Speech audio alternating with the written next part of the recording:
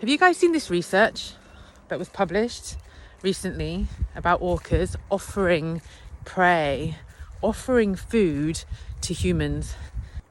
This research was published in the Journal of Comparative Psychology, and it was written by Jared Towers from Alert Bay in Canada, and Ingrid Visser from New Zealand, and Vanessa Prigollini from Mexico.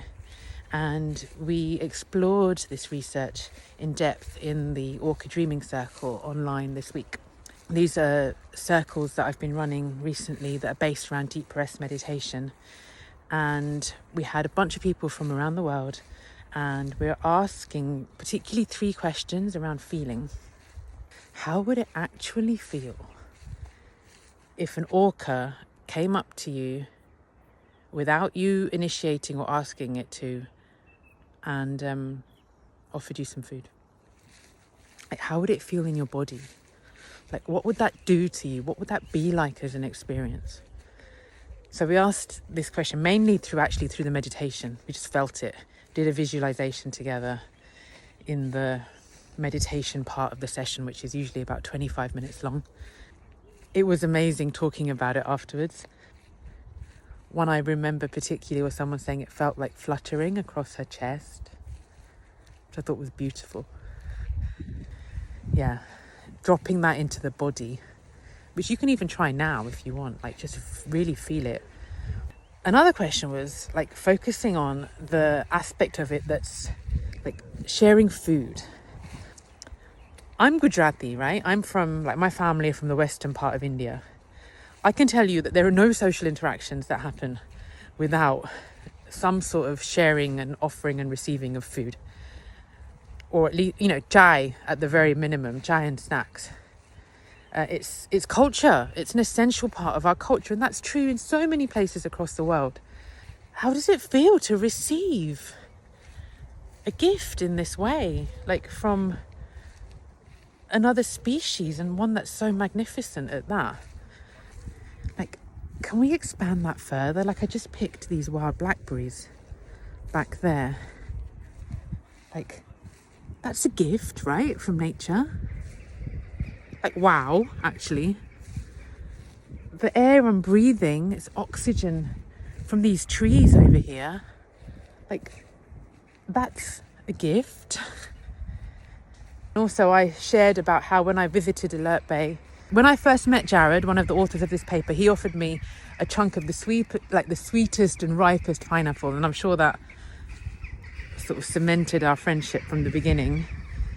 And visiting some of the potlatch events that are organised by my Namgis friends, my Kwok friends there, like, that culture is centred around giving, with an understanding that those who are considered the most wealthy are the ones who give the most, not the ones who accumulate the most, right? And if we were to really live in that sense of abundance and gratitude, like, would the genocide in Gaza be able to happen? Or in DRC at the moment? Or in parts of Sudan or other places? These are all, ultimately these are conflicts about land grab or grabbing of resources.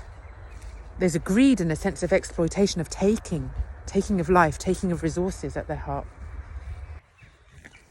And then the third question we explored was around the bit in the paper where they say that in almost every single occurrence of the orca sharing food with people, they offered the prey and then they stepped back and observed how the human responded. Like, whoa, right? The overwhelming feeling during that discussion was that, like, it kind of blows apart this idea of us being at the